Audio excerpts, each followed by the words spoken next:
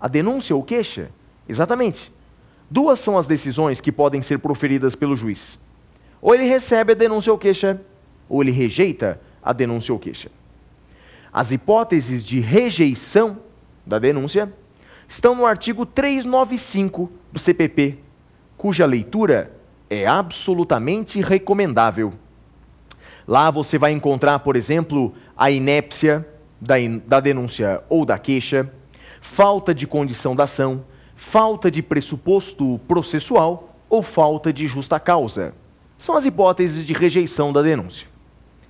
Mas vamos imaginar que o juiz não rejeitou a denúncia. Vamos imaginar que o juiz recebeu a denúncia, recebeu a queixa. Qual é a próxima etapa? Qual será o próximo ato? A citação. Recebida aquela denúncia, aquela queixa, o réu vai ser citado.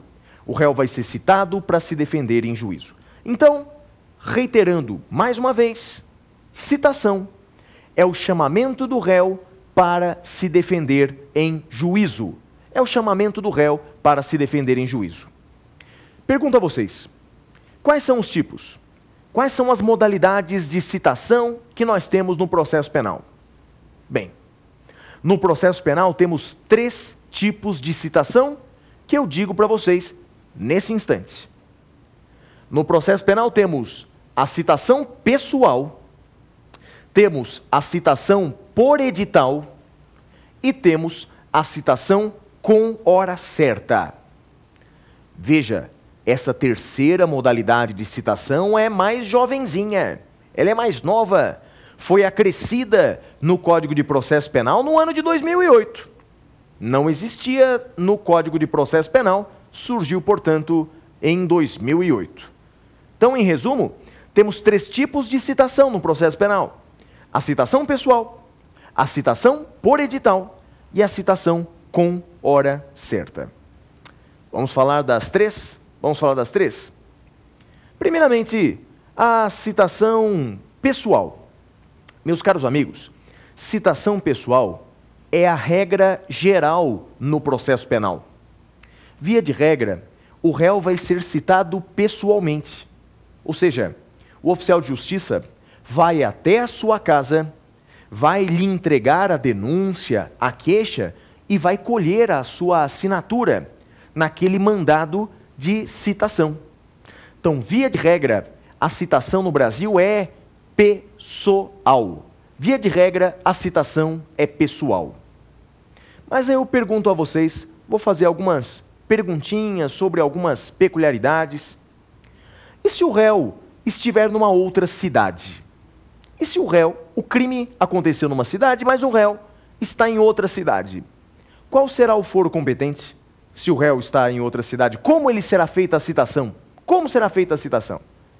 Bem, o foro competente é o lugar do resultado, lugar onde o crime se consumou. Mas se o réu está em outra comarca, ele vai ser citado por carta precatória. A famosíssima carta precatória. Ou seja, o juiz de onde o processo está tramitando, chamado juiz deprecante, encaminhará a citação para o juiz da comarca onde o réu está, o juiz deprecado, e lá será feita a citação. Se o réu, portanto, estiver em outra comarca, será citado por carta precatória. E uma pergunta que não quer calar.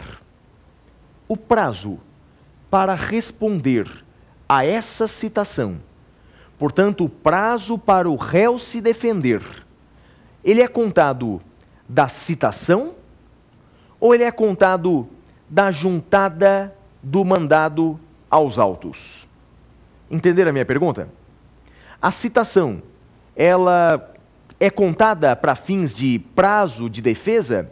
A partir de quando o réu começa a contar o prazo para expor, para elaborar a sua resposta à acusação? É da citação ou é da juntada do mandado de citação aos autos? Resposta: no processo penal, é da citação. Então, o réu ele vai se defender, ele deve se defender no prazo de 10 dias, depois eu te explico melhor isso, mas a contar da citação, e não da juntada do mandado de citação aos autos. Tudo bem? Isso vale também para a carta precatória. O prazo que ele tem para se defender é da citação, e não da juntada do mandado aos autos. Compreendido, meus caros amigos? Mas tenho outra pergunta a lhe fazer. Se o réu estiver em outro país, como o réu vai ser citado caso ele esteja em outro país? Resposta: se o réu estiver em outro país, será citado por carta rogatória. Se o réu estiver em outro país, será citado por carta rogatória. E atenção, atenção, para um detalhe sobre essa carta rogatória. Atenção! Segundo o Código de Processo Penal, segundo o CPP, se o réu é citado por carta rogatória, ficará suspenso o prazo prescricional, isso mesmo, suspenso o prazo prescricional até o cumprimento dessa carta rogatória. Essa regra que eu estou lhe dizendo agora só vale para a carta rogatória, não vale para a carta precatória.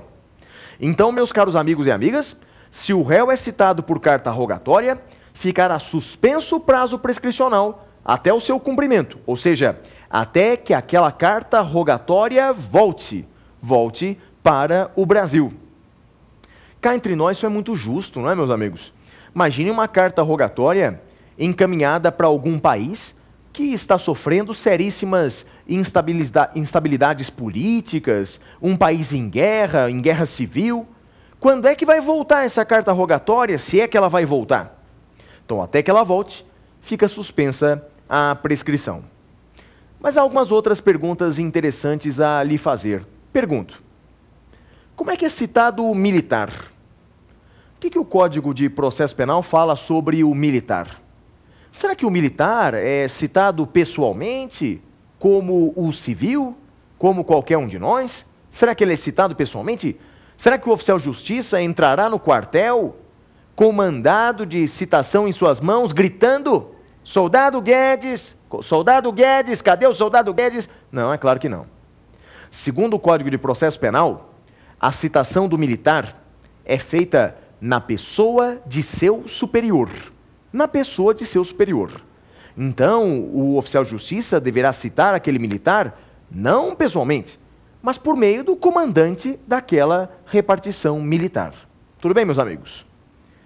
E uma pergunta importante: e se o réu, citado pessoalmente, não atender ao chamado? E se ele, que foi citado pessoalmente, não comparecer em juízo, não se defender? Imaginem a situação. O oficial de justiça vai até a casa dele, cita o réu pessoalmente, o réu lê aquilo e fala: eu estou sendo processado, é? Criminalmente? Diga para o juiz que eu não vou. Eu não acredito na justiça dos homens, só acredito na justiça de Deus, eu não vou. E ele não vai. Pergunto para vocês, meus amigos, qual é a consequência do não comparecimento do réu em juízo? Ele que foi citado pessoalmente. Qual é a consequência? Revelia. Revelia. Se o réu, citado pessoalmente, não compareceu em juízo, será revel.